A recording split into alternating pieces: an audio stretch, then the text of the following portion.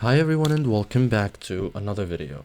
So if you want to show your latest Instagram post, boost social proof and keep your websites visually fresh, adding an Instagram feed to GoDaddy Websites Builder in 2026 is possible, but with important limitations you need to understand first.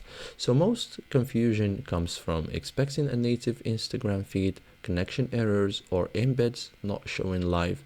We will clear all of that up. So in this step-by-step guide, I will show you how to add an Instagram feed to GoDaddy Websites Builder in 2026 like a pro. Okay, so first thing first, you have two reliable ways to add an Instagram feed.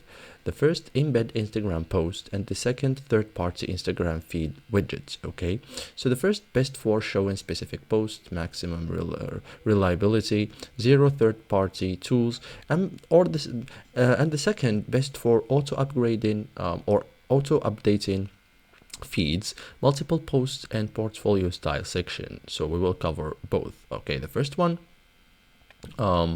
this is the most stable method, so let's talk about the first one only. So get the Instagram embed code. So open Instagram, go to the post you want to show, click the three dots, select embed, copy the embed code.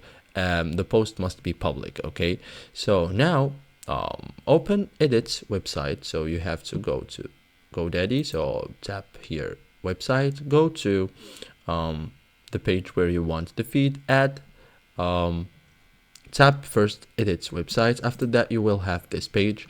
Okay, tap add section, choose HTML, okay, and paste the Instagram embed code and then save. Okay, so the Instagram post will appear in the editor. Click publish, open your site in incognito mode, confirm the post loads and scrolls correctly. Okay, so thank you guys for watching this video and see you in the next tutorial.